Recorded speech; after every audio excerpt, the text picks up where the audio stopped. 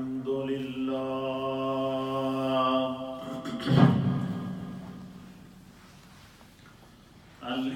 لله نحمده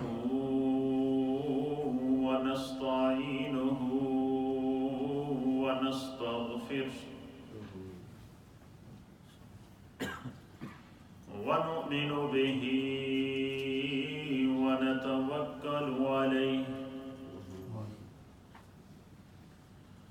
ونعوذ بالله من شرور أنفسنا ومن سيئات أعمالنا من يهده الله فلا مضل له ومن يضلله فلا هادي له ونشهد أن لا إله إلا الله ونشهد أن سيدنا ونبينا ومولانا محمدا عبده ورسوله أما بعد فأعوذ بالله من الشيطان الرجيم بسم الله الرحمن الرحيم يا أيها الذين آمنوا اتقوا الله وقولوا قولا سديدا يصلح لكم أعمالكم ويغفر لكم ذنوبكم ومن يطع الله ورسوله فقد فاز فوزا عظيما وعن عبد الله بن عمر رضي الله تعالى عنهما عن النبي صلى الله تعالى عليه وآله وسلم أنه كان يقول إن لكل شيء سقالة وإن ثقالة القلوب ذكر الله وما من شيء أنجى من عذاب الله من ذكر الله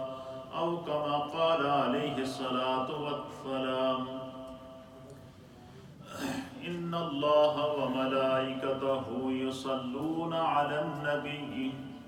يا أيها الذين آمنوا صلوا عليه وسلموا تسليما اللهم صل وسلم على سيد الأنبياء والمرسلين وعلى آله الطيبين وأصحابه الطاهرين أجمعين الصلاة والسلام عليك يا سيدي يا رسول الله وعلى آلك وأصحابك يا سيدي يا حبيب الله الصلاة والسلام عليك يا سيدي يا رسول الله وعلى آلك وأصحابك يا سيدي يا حبيب الله الصلاة والسلام عليك يا سيدي يا رسول الله وعلى آلك وأصحابك يا سيدي يا خاتم النبيين حمد و صلات کے بعد اللہ رب العالمین کا لاکھ لاکھ شکر اور اس مولا کریم کا بڑا ہی احسان ہے کہ جس رب کریم نے ہم گناہگاروں کو شکل انسانی میں پیدا فرمایا اور ہمیں طرح طرح کے انعامات اور اکرامات سے نوازا، بالخصوص ہماری ہدایت اور رہنمائی کے لیے ہمیں ایسے ہادی اور رہبر عطا فرمائے کہ جن کے بتائے ہوئے احکامات پر اور جن کے سکھائے ہوئے سلیقہ زندگی اور جن کے بتائے ہوئے طریقہ بندگی پر اگر ہم عمل کریں تو یقیناً یہی وہ صراط مستقیم ہے اور یہی ہماری نجات کا ذریعہ ہے۔ اللہ تعالی ہمیں دین حق کو سمجھ کر اس پر عمل کی توفیق عطا فرمائے۔ اللہ تعالی نے ہم پر اپنی رحمت اور کرم کے دروازے ہر لمحہ کھول کے رکھے ہیں۔ ابھی ہم گزشتہ چند دن پہلے اللہ کی رحمت اور اس کے کرم اور اس کی عطاؤں کی برسات میں ڈوبے ہوئے تھے، رمضان کی صورت میں، مغفرت کی صورت میں، اس کی رحمت اور کرم کی صورت میں، اس کی عطاؤں اور بخششوں کی صورت میں۔ رب کریم گویا یہ چاہتا ہے کہ اس کی مخلوق کو ہمیشہ اس کے کرم کی برسات اور اس کے کرم کی جو سوغات ہیں وہ ملتی رہیں، اور بندہ مومن کا یہ نصیب ہے کہ اس پر جتنی روحانیت طاری ہوتی ہے، اس کا تقوی جتنا قوی ہوتا ہے، اس کے باطن کے اندر نیکیوں کی جتنی ہریالی آتی ہے، اتنا اس کے ذوق میں اضافہ ہوتا ہے۔ اور یہی وجہ ہے کہ نبی پاک صلی اللہ تعالیٰ علیہ وآلہ وسلم کے جو صحابہ تھے، صحابہ اکرام رضوان اللہ تعالیٰ علیہم الاجمعین کو نبی پاک صلی اللہ تعالیٰ علیہ وسلم نے ایسی تربیت فرمائی تھی کہ ان کے اندر نیکی کا جذبہ، نیکی کرنے کا ذوق، نیکی کو پھیلانے کا ذوق اور نیکی کے اندر ہر وقت غرق رہنے کی جو ان کی کیفیت ہوتی تھی، اس کا یہ عالم ہوتا تھا کہ وہ ایک لمحے کے لیے بھی اگر بارگاہ مصطفیٰ سے جدا ہوتے اور ان کا دل اگر ایک لمحے کے لیے بھی اللہ اور اس کے رسول کی یاد سے غافل ہوتا، ان میں سے صحابہ اکرام اپنا احتساب کرتے کہ کہیں ہمارے اندر نفاق تو نہیں آ گیا۔ کیوں کہ نبی پاک صلی اللہ تعالیٰ علیہ وآلہ وسلم نے تربیت سے صحابہ اکرام رضوان اللہ تعالیٰ علیہم الاجمعین کو ظاہر اور ان کے باطن کو تبدیل کر دیا۔ یہی وجہ ہے کہ اللہ تعالیٰ نے منصب رسالت بیان کرتے ہوئے اور میرے آقا علیہ الصلوۃ والسلام کی عظمت کو بیان کرتے ہوئے فرمایا کہ مصطفیٰ کریم صلی اللہ تعالیٰ علیہ وآلہ وسلم کی صحبت میں جو صحابہ بیٹھتے ہیں، مصطفیٰ کے قریب جب بیٹھتے ہیں تو جب مصطفیٰ کریم انہیں دین کی تعلیم ارشاد فرماتے ہیں وَيُعَلِّمُهُمُ الْكِتَابَ وَالْحِكْمَةَ، تو مصطفیٰ انہیں دین کی تعلیم بھی دیتے ہیں، حکمت کی تعلیم بھی دیتے ہیں۔ نہ صرف وہ تعلیم ان کے ظاہر پر اثر کرتی ہے مصطفیٰ کریم کے سکھائے ہوئے سلیقے کو، بلکہ اللہ فرماتا ہے کہ صحابہ اکرام کی ظاہری اور باطنی کیفیات کا عالم کیا ہوتا تھا، وَيُزَكِّيهِمْ، کہ جس کے اوپر مصطفیٰ کی نظر پڑ جاتی تھی، مصطفیٰ اس کے ظاہر کو بھی بدل دیتے تھے، اس کے باطن کو بھی بدل دیتے تھے۔ وَيُزَكِّيهِمْ کا معنی ہے کہ نبی پاک صلی اللہ علیہ وسلم صحابہ کے باطن کو بھی اندر سے پاک کر دیتے تھے صحابہ کو، اور پھر ہر صحابی نے اپنے اندر تبدیلی لائی، اور ایسی تبدیلی لائی، اپنے ظاہر اور باطن کو اس طرح تبدیل کیا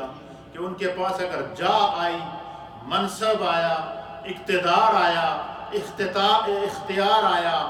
مال آیا، دولت آئی، ثروت آئی، جو بھی چیز ان کو اللہ تعالیٰ نے عطا فرمائی ہے، دنیا کی بڑی سے بڑی دولت بھی ان کے دل کو یاد الہی سے غافل نہ کر سکتی۔ اور رب کریم نے پھر فار ایگزامپل نبی پاک صلی اللہ تعالیٰ علیہ وآلہ وسلم کے صحابہ کو پیش کیا۔ اللہ فرماتا ہے وَسَيُجَنَّبُهَا الْأَتْقَى الَّذِي يُؤْتِي مَالَهُ يَتَزَكَّىٰ، ادھر دیکھیں مصطفیٰ کریم صلی اللہ تعالیٰ علیہ وآلہ وسلم کو اللہ فرما رہا ہے کہ منصب مصطفیٰ کیا ہے کہ جس پر نگاہ مصطفیٰ ڈال دی، جس کے اوپر میرے مصطفیٰ کریم صلی اللہ تعالیٰ علیہ وآلہ وسلم نے اپنی توجہات ڈال دی، وَيُزَكِّيهِمْ، اس کے ظاہر کو بھی پاک کر دیا، اس کے باطن کو بھی پاک کر دیا، اور جنہوں نے اپنے ظاہر اور باطن کو پاک کر کے اپنے رب کی بارگاہ میں فار ایگزامپل پیش کیا، ان کا منصب کیا ہے؟ اللہ تعالیٰ ان کو فار ایگزامپل پیش کرتا ہے کہ وَسَيُجَنَّبُهَا الْأَتْقَى الَّذِي يُؤْتِي مَالَهُ يَتَزَكَّىٰ، کہ جہنم کی آگ سے دور رکھا جائے گا وہ شخص الَّذِي يُؤْتِي مَالَهُ يَتَزَكَّىٰ، جو اپنے مال کو اللہ کے راستے میں اس لیے خرچ کرتا ہے کہ جس طرح مصطفیٰ نے اس کو پاک کیا ہے، خدا اس کے مال کو بھی پاک کر دے، اللہ اس کے ظاہر کو بھی پاک کر دے، خدا اس کے باطن کو بھی پاک کر دے، اللہ اس کی حقیقت کو بھی پاک کر دے، خدا اس کی معیت کو بھی پاک کر دے۔ اور صرف یہی نہیں، اس آیت میں اللہ تعالیٰ نے سیدنا امیر المؤمنین خلیفۃ المسلمین افضل البشر بعد الانبیاء بالتحقیق حضرت سیدنا صدیق اکبر رضی اللہ تعالیٰ عنہ کو فار ایگزامپل پیش کیا ہے کہ میرے مصطفیٰ سے تربیت حاصل کرنے والا یہ شاہسوار انسانیت کیسا ہے۔ فرمایا کہ اس کا مال بھی پاک ہے، اس کی جان بھی پاک ہے،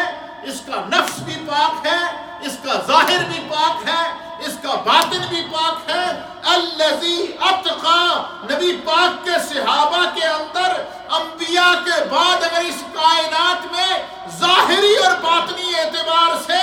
جس کو اللہ نے سب سے زیادہ تقوی کے نور سے نوازا ہے کہ اس کا باطن بھی منور ہے، اس کا ظاہر بھی منور ہے، اس کی حقیقت بھی منور ہے، اس کو ابو بکر کہتے ہیں۔ یہ میرے مصطفیٰ کریم صلی اللہ علیہ وسلم کی تربیت تھی، اور یہی وجہ ہے کہ پھر اللہ تعالیٰ نبی پاک صلی اللہ علیہ وسلم کے صحابہ کی صفات کو بیان کرتے ہوئے، کیونکہ مصطفیٰ کی تربیت سے انہوں نے اپنے ظاہر کو بھی بدل دیا تھا، باطن کو بھی بدل دیا تھا۔ اس میں پیغام قرآن ہمارے لیے کیا ہے کہ جب بھی کوئی اچھی بات سنو، جب بھی کوئی دین کی بات سنو، جب بھی کوئی خیر کی بات سنو، جب بھی کوئی پیغام قرآن سنو، جب بھی کوئی پیغام مصطفیٰ سنو، تو اس کو اپنے اوپر اپلائی کرو۔ کیا کرو؟ اپلائی کرو۔ اللہ تعالیٰ نے اصول مقرر کر دیا ہے کہ لَقَدْ كَانَ لَكُمْ فِي رَسُولِ اللَّهِ أُسْوَةٌ حَسَنَةٌ، کہ تمہارے لیے میرے رسول کی زندگی کیا ہے؟ یہ نمونہ ہے۔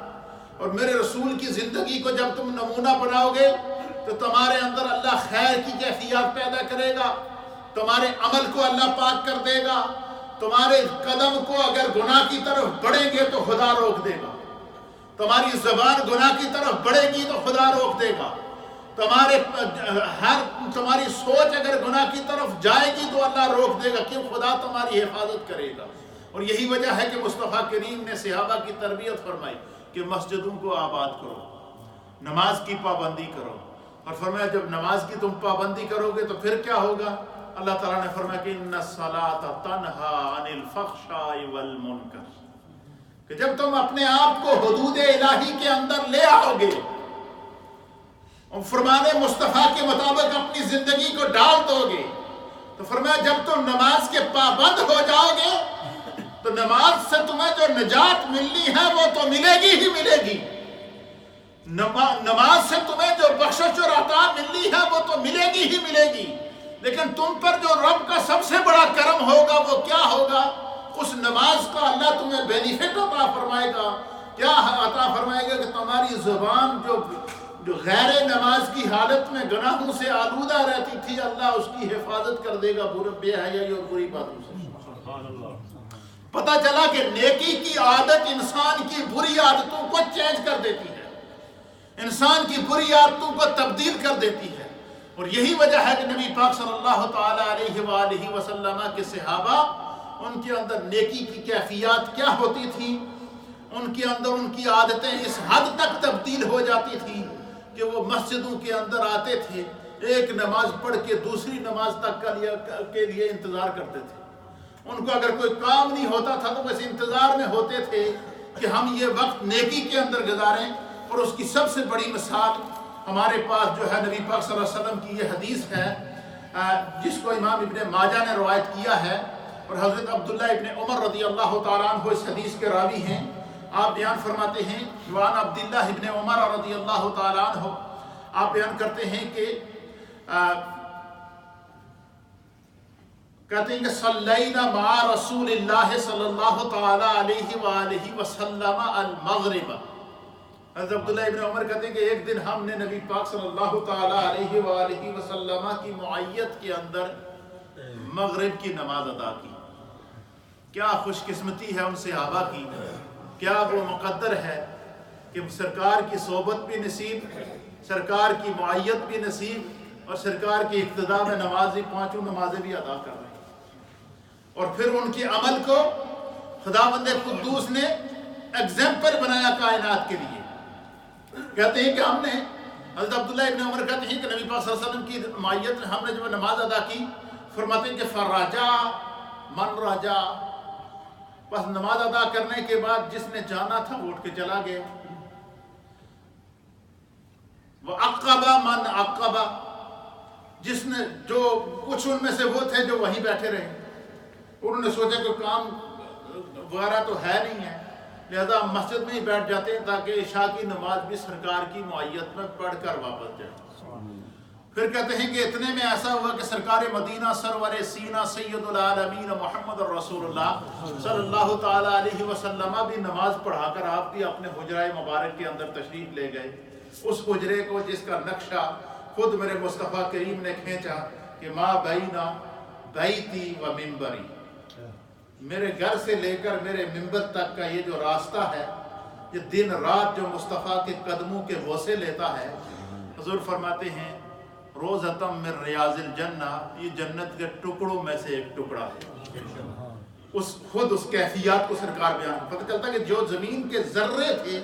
وہ بھی قدم مصطفیٰ کی تاثیر کو محسوس کرتے تھے. تو کہتے ہیں سرکار بھی چلے گئے. عبداللہ ابن عمر کہتے ہیں کہ تھوڑی دیر گزری، ہم نے دیکھا کہ فجاء رسول اللہ صلی اللہ تعالی علیہ وآلہ وسلم مسرعا، ہم نے دیکھا کہ سرکار دو عالم صلی اللہ علیہ وسلم واپس پلٹ کر آ رہے ہیں اس کیفیت میں کہ مسرعا، جلدی جلدی تیز تیز قدموں سے مصطفیٰ چلتے ہوئے واپس مسجد آ رہے ہیں. آپ فرماتے ہیں کہ جو صحابہ وہاں بیٹھے تھے مغرب کی نماز پڑھ کے، تو ہم اس انتظار میں تھے کہ عشاء کی نماز پڑھ کے جائیں گے. تو ہم نے جب دیکھا کہ سرکار ابھی تشریف لے گئے تھے اور پھر واپس تشریف لا رہے ہیں اور وہ بھی جلدی جلدی آ رہے ہیں، پھر کہتے ہیں ان کی کیفیت کیا تھی کہ مسرعاً، مصطفیٰ کریم تیز تیز قدموں سے آ رہے تھے. اور صرف یہی نہیں، کیفیت مصطفیٰ یہ تھی کہ قد حفظہ النفس، ہم نے دیکھا کہ مصطفیٰ کریم صلی اللہ تعالیٰ علیہ وآلہ وسلم کا سانس مبارک پھولا ہوا تھا تیز تیز چلنے کی وجہ سے. کہتے ہیں جیسے سرکار تشریف لائے ہم کھڑے ہو گئے، بعد دست بستہ مصطفیٰ کی بارگاہ میں کھڑے ہو گئے. اور جب کھڑے ہو گئے تو فرمایا کہ حسر عن رقبتیہ، حضور کا تیز تیز چلنے کی وجہ سے آپ کا جو تہمت مبارک تھا اس سے آپ کا گھٹنا نظر آ رہا تھا. کہتے ہیں کہ جب سرکار واپس تشریف لائے تو اللہ کے حبیب علیہ السلام نے صحابہ اکرام کو مخاطب کر کے ارشاد فرمایا ابشروا ھذا ربکم قد فتح بابا من ابواب السماء. حضور نے فرمایا کہ اے میری ہدایت کے ستاروں، اے میرے صحابہ، تم سوچ رہے ہوگے ابھی ابھی میں مغرب پڑھا کے گیا ہوں اور پھر واپس جلدی کیوں آیا ہوں. تمہیں ایک بڑی پیاری خوشخبری دینے کے لیے آیا ہوں جو تمہارے رب کی طرف سے تمہارے لیے اسپیشل بھیجی گئی ہے. پھر سرکار نے بیان فرمایا کہ میرے واپس آنے کا مقصد یہ ہے کہ میں جب ابھی نماز مغرب پڑھا کے واپس گیا تو میں ابھی گھر میں پہنچا ہی تھا. سرکار فرماتے کہ میں نے جب آسمان کی طرف نظر اٹھائی تو میں نے ایک بڑا عجیب و غریب روح پرور منظر دیکھا. اور وہ منظر کیا دیکھا؟ سرکار فرماتے ہیں قد فتح بابا من ابواب السماء، کہ میں نے دیکھا کہ آسمان کے دروازوں میں سے ایک دروازہ کھلا. خداوند قدوس نے وہ کیفیت مجھے دکھائی ہے کہ آسمان کے دروازوں میں سے ایک دروازہ کھلا. تو اللہ کے حبیب علیہ السلام فرماتے ہیں کہ میں نے جب دیکھا تو میں نے دیکھا کہ فرشتوں کا ایک ازدحام ہے عرش الہی کے نیچے. اور وہ دروازہ کھلا تو اللہ تعالیٰ نے میرے گھر سے لے کر عرش الہی تک کے تمام حجابات ہٹا دیے۔ سرکار فرماتے کہ عرش الہی کے نیچے فرشتوں کا ہجوم ہے، اور اس ہجوم میں اللہ تعالیٰ فرشتوں سے اپنی قدرت کے مطابق مخاطب ہو رہا ہے، خطاب فرما رہا ہے۔ اور اللہ فرشتوں سے کیا فرما رہا ہے؟ فرمایا کہ یباہی بکم الملائکہ، اللہ تعالیٰ تمہاری اس ادا پر فرشتوں کے سامنے خوش ہو رہا ہے۔ کیا کر رہا ہے؟ خوش ہو رہا ہے۔ یقول، اللہ تعالیٰ فرشتوں کو مخاطب کر کے فرماتا ہے انظروا الی عبادی، یا میرے فرشتوں ذرا میرے بندوں کی طرف تو دیکھو، میرے مصطفیٰ کے ان غلاموں کی طرف تو دیکھو، میرے مصطفیٰ کے ان غلاموں کی کیفیت کو تو دیکھو، میرے مصطفیٰ کے ان غلاموں کے ذوق بندگی کو تو دیکھو، میرے مصطفیٰ کے ان غلاموں کے شوق عبادت کو تو دیکھو، ان کی کیفیت دل کو تو دیکھو،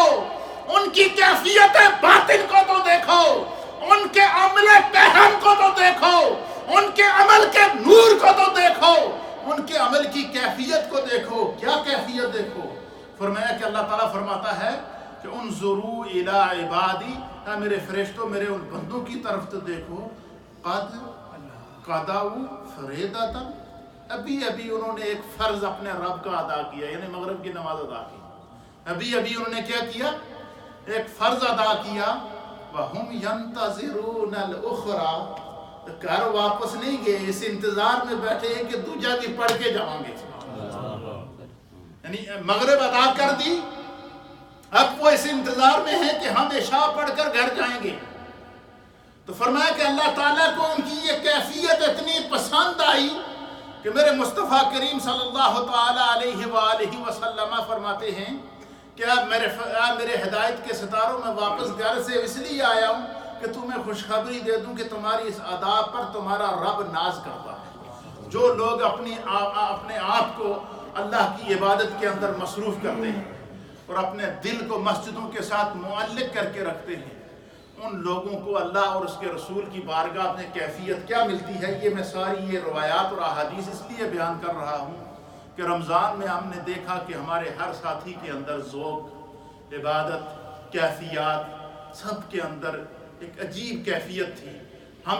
یہ چاہیں گے کہ نبی پاک صلی اللہ علیہ وسلم کے صحابہ کے اندر جب کوئی اچھی خصلت پائی جاتی تھی، نیک عادت ہوتی تھی، تو اس عادت پر ہمیشگی اختیار کر لیتے تھے۔ نبی پاک صلی اللہ تعالیٰ علیہ وسلم کے صحابہ اس کو اپنی عادت بنا دیتے تھے، اور پھر وہ جو بندہ اپنی عادت کو اللہ کی عبادت کے اندر مشغول کر دیتا ہے، اس کا مقام اللہ اور اس کے رسول کی نظر میں کیا ہے۔ ابھی جو حدیث پاک میں آپ کے سامنے پیش کر رہا ہوں، یہ حدیث ہے، اس کو امام بخاری رحمۃ اللہ علیہ نے صحیح بخاری کتاب الاذان کے اندر نقل فرمایا ہے، اور اس حدیث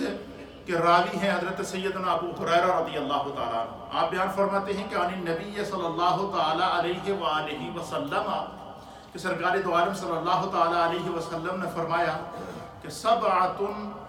یظلھم اللہ فی ظلہ یوم لا ظل الا ظلہ۔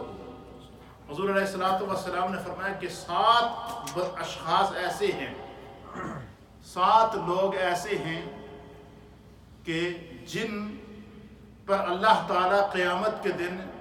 جب کہ سورج سوا نیزے پر ہوگا، نفسا نفسی کا عالم ہوگا،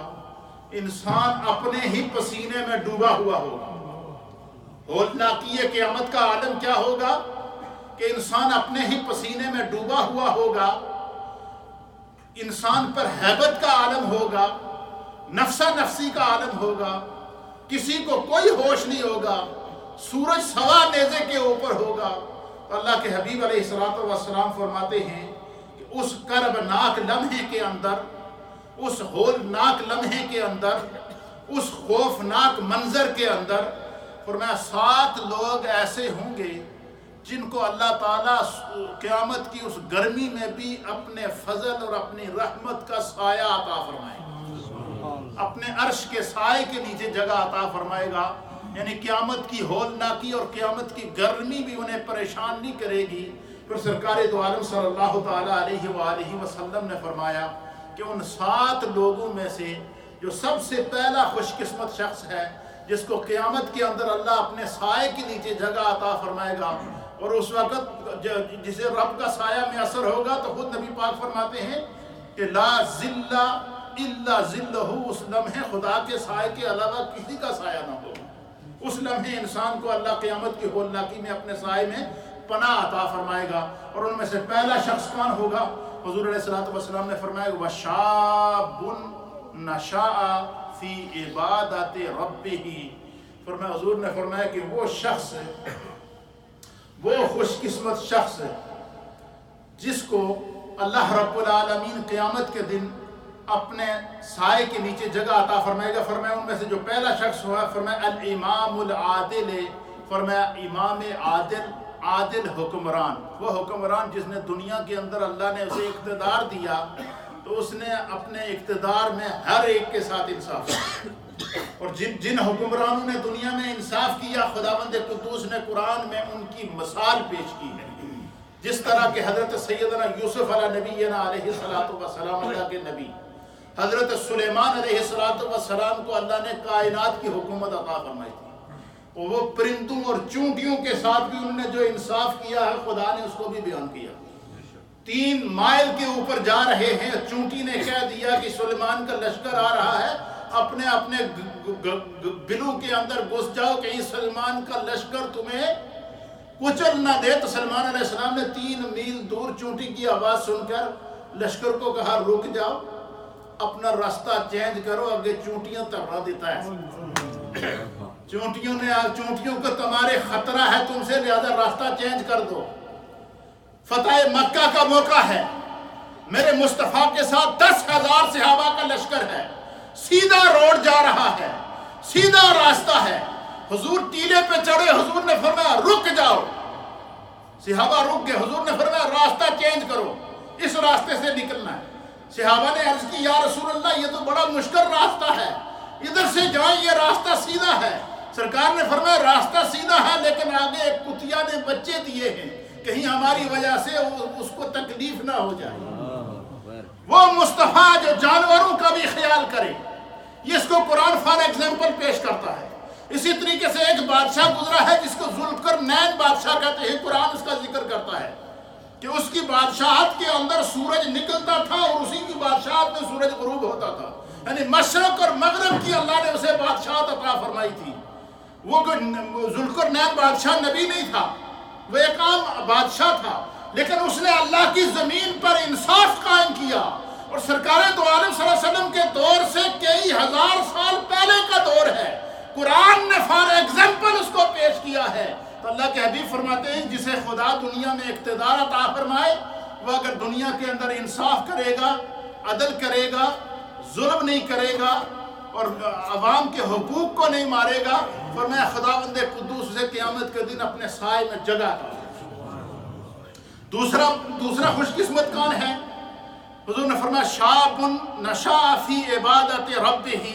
فرمایا کہ دوسرا خوش قسمت شخص وہ ہے کہ جس نے اپنے رب کی عبادت کے اندر پرورش پائی ہو۔ اس سے مراد کیا ہے کہ جب بچہ شعور کو پہنچے، بلوغت کو پہنچے، سوچنے اور سمجھنے کی اس کے اندر صلاحیت پیدا ہو،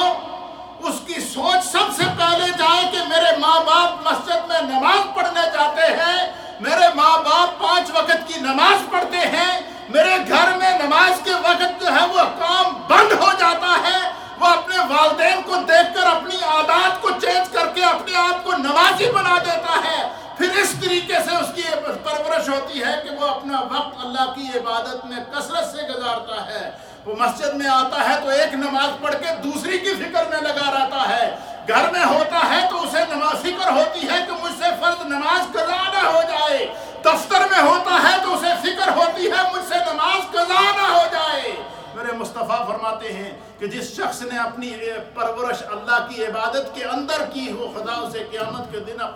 اپنے سائے کے اندر جگہ عطا فرمائے گا۔ اور تیسری چیز میرے مصطفیٰ کریم صلی اللہ تعالی علیہ وسلم نے فرمایا کہ رجل قلبہ معلق فی المساجد، فرمایا وہ خوش قسمت شخص جس کا دل ہر وقت مسجد میں اٹکا رہے، جس کا دل مسجد میں معلق رہے، جب اذان کی آواز کان میں پڑے تو گھر میں اسے سکون نہ آئے،